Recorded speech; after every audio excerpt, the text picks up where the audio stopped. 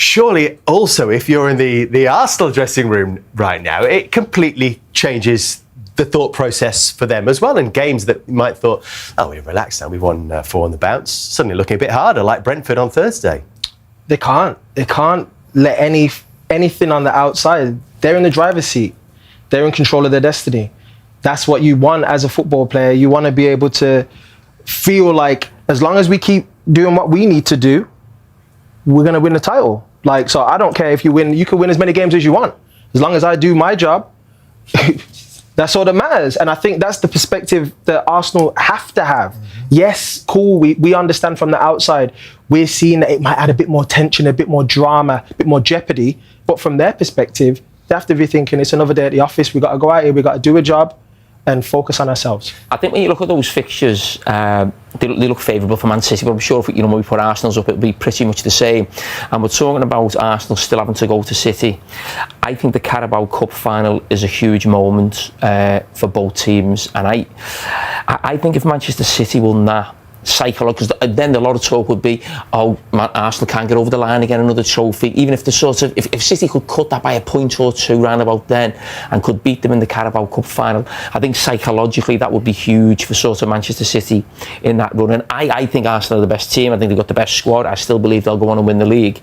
But I'm just thinking where sort of City can get a little, a little chink at them. And for me, I think it's almost better for Man City that they're playing Arsenal than Chelsea in the final.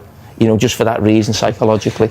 March the 22nd is the Carabao Cup final with us, and then April 18th, 19th, that weekend for Manchester City against Arsenal. Is it a question for City then of just trying to get on Arsenal's coattails before that game comes around? Yeah, of course. Yeah, and I think the one okay, we've been critical of the City team over the last 18 months or so, but if you're in Arsenal's camp, yeah, you're comfortable where you are and the points total and they're playing, and again, a lot of goals over the last week or so, the clean sheets, etc.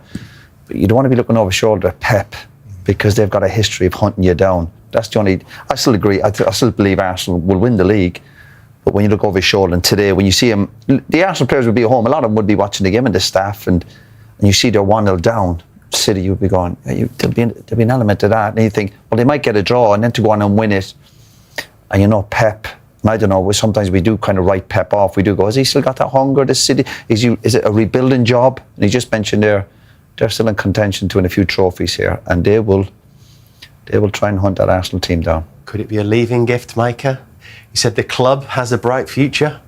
Well, yeah, I mean, with him in it, I think. We hope, because it's been superb, hasn't it, Dave? It certainly has. I was nervous because you're thinking, Szoboszlai, he's done it against Arsenal, he's got loads of free kicks this year. Have City got the legs to get and the capacity to get back in the game? That's what I was thinking. And Haaland, he'll be celebrating tonight. He didn't have his best game, but it was just about moments in the game. He gets the assist for Dana and then takes the penalty at the end. It's just massive for City. How big is that momentum shift, Daniel, do you think?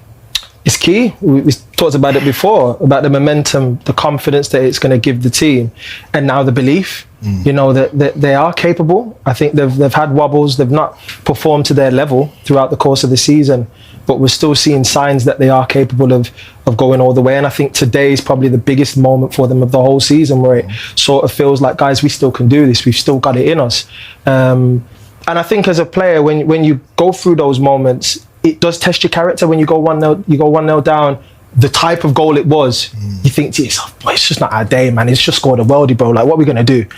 And then you go and you get your goal, and then it gives you that little booster, and then Haaland puts that in the bottom bin, and you sort of look at them, and the delight, the joy, the celebrations afterwards on the pitch, they feel great. They're leaving here knowing that, they've put a damper on Liverpool's season for Champions League, but more importantly for themselves, it's to go on and try and win the title. Feels like a crushing blow for Liverpool, doesn't it, Jamie? How would you sum it up?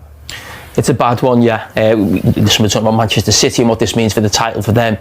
But when you're looking at the league for Liverpool, it looks like a long way to try and get Champions League positions in a top 5 position. There's a gap now between themselves that you can make up in this time. But you look at Liverpool still in 2 cup competitions that they will have to do well in to almost save the season in some ways. So it looks a long way back. But then you look at Liverpool's bench.